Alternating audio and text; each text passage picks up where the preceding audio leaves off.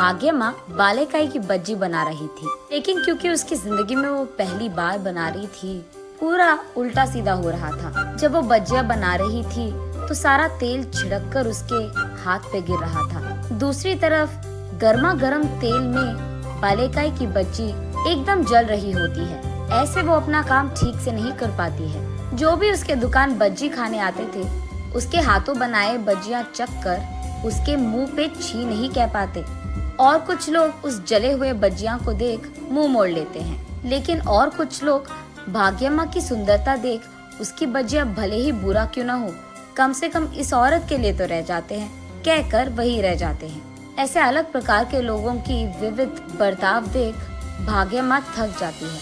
तब वो फैसला करती है, आज इतना व्यापार काफी है, मैं वापस घर चली जाती हूँ। ये कहकर वो अपना बज्जी का बंडी लेकर घर की ओर बढ़ रही होती है। रास्ते में उसे याद आता है कि कल बालेकाई की बज्जी बनाने के लिए उसे बालेकाई की जरूरत है। इसीलिए वही मौजूद एक बालेकाई के व्यापारी के दुकान में जाकर ऐसे पूछती है, सुनिए, बालेकाई की दाम क्या चल रही है? 1 केजी का 100 रुपए, ऐसे कहता है सुदर्शन। हाय भगवान, अगर 1 किलो 100 रुपए का है तो 1 केला का कितना होगा? 1 केला का 1000 रुपए लगेगा, कहता है सुदर्शन।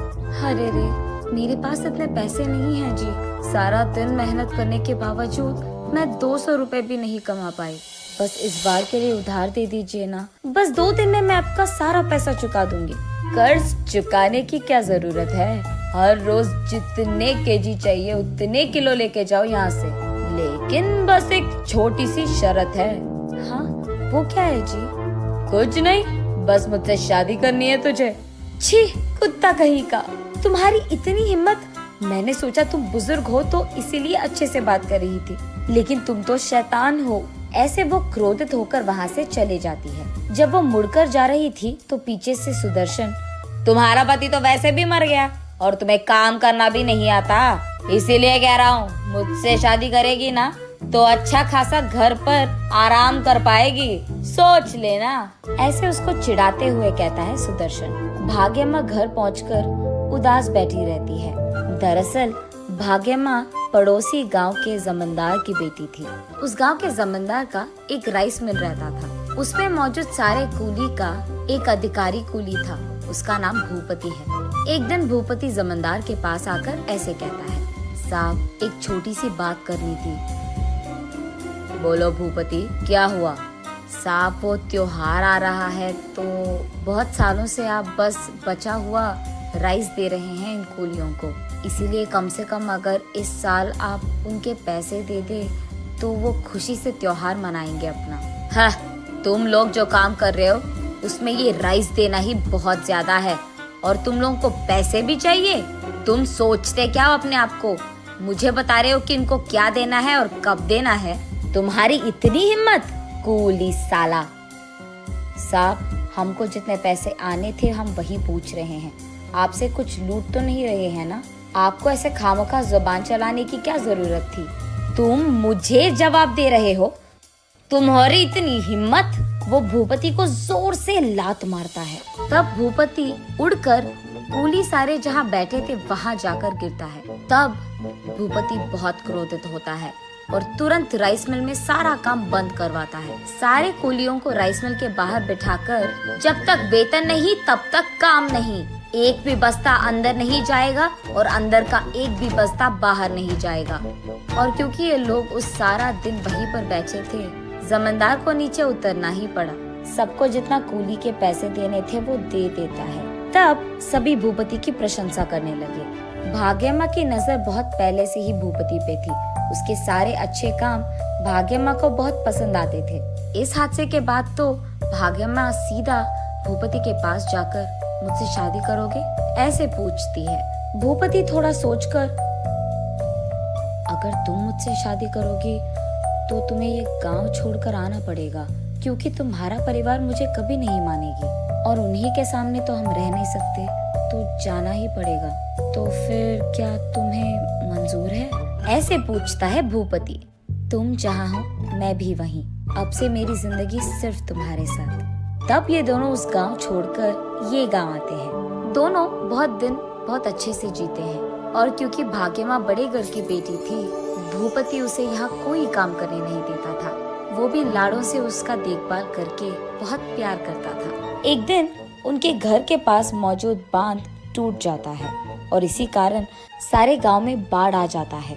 उस दिन आए हुए बाढ़ में बहुत सारे लोग घायल हो जाते हैं और खो जाते हैं। उनमें से एक था भूपति। और बस उस दिन के बाद से भाग्यम्मा की कष्टाएं शुरू हो गई। किसी को भी उस गांव में नहीं पता था कि भूपति कहाँ पे है, लेकिन भाग्यम्मा उस गांव के चारों ओर घेरे हुए सारे जंगलों में जाकर अपने पति को ढूंढने लगती है। लेकिन कहीं भूपति ना दिखाई देने के कारण वो अकेले ही अकेले बहुत रोती थी और कुछ ना कर पाने के कारण वो उस गांव के अधिकारी के पास जाकर उसके पति को ढूंढने के लिए निवेदन करती है, लेकिन कोई भी उसकी बात नहीं सुनता है। ऐसे कुछ दिन रोते रोते उसके घर पे ही बैठे रहती थी, लेकिन बाद में फैसला करती है कि तब तक उसे अपने आप को संभालना होगा। भूपति के आने के इंतजार में उसको कोई काम करके पैसे कमाना था। तब से वो हर रोज कोई नया काम ढूंढ लेती थी। एक दिन वो ईंटों को उठाती है, लेकिन क्योंकि उसने जिंदगी में कभी कुछ उठाया नहीं, वो उन ईंटों को नीचे गिरा देती है और वो ईंट सारे टूट जाते हैं। तब वहाँ का अधिकारी, अरे जाओ बेटी जाओ, तुझे कोई काम करना ही नहीं आता है, ईंट सारे टूट गए, चलो निकलो अब, ऐसे कहता है। अगले दिन वो गाय को घास खिलाने कहीं ले जाती है। तब उनमें से एक बछड़ा बिछड़ जाता है। तब वहाँ का अधिकारी भी, नहीं होगा बेटी तुमसे ये काम, जाकर कोई और काम ढूंढ लो, जाओ, ऐसे कहकर उसे वहाँ से बेच देते हैं। और आज ऐसे होता है। घर पे बैठे भाग्यश्री जब अचानक ऊपर देखती है तो उसे देवता की मूर्ति दिखाई देती है। उस मूर्ति के पास जाकर वो ऐसे रोती है, एक ही बार में मुझे ऐसे मुश्किलों में डालना था क्या? क्या इसी दिन देखने के लिए मुझे बचपन से लाड़ों से पाला गया? मेरा पति जहाँ भी हो उसे घर लौटा दो और ऐसे ही मेरा काम भी करवा दो और मुझे पैसे कमाने का एक रास्ता दिखा दो। ऐसे रोते रोते भाग्यम्मा उसी मूर्ति के पास रह जाती है। अगले दिन जब भाग्यम्मा बाहर आकर देखती है तो उसके घर के बरामदे में मौजूद सारे बालेकाई के पेड़ बालेकाई से भरे हुए होते हैं।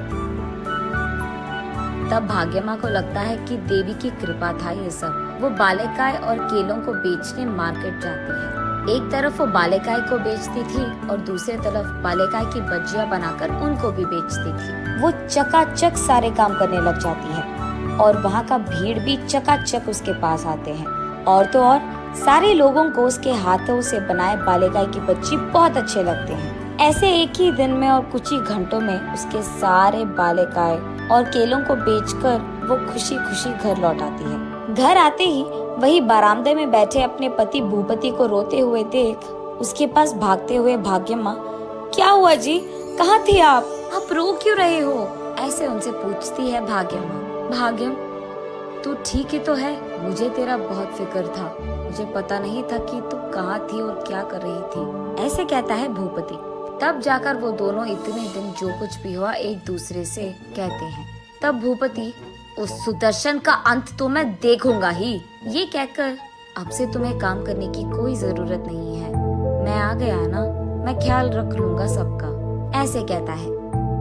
नहीं जी, ऐसा करना गलत है, सबको काम करना आना चाहिए। जब किसी को हम लाड़ों से पालते हैं, वो अचानक कभी मुश्किल में पड़ गए तो वो अपने आप को संभाल नहीं पाएंगे। इसीलिए आज से हम दोनों मिलकर काम करेंगे और पैसे कमाएंगे। भूपति भी मान जाता है और अगले ही दिन से ये दोनों बालेकाई की बज्जी और बालेकाई और केलों को बेचने लगते हैं। बहुत ही कम समय में बहुत सारा पैसा कमा लेते हैं। और इतना ही नहीं, बांध के विषय में सुदर्शन को गिरफ्तार करवाता है भूपति। ऐसे वो पति पत्नी उस दिन से खुशी से रहते हैं।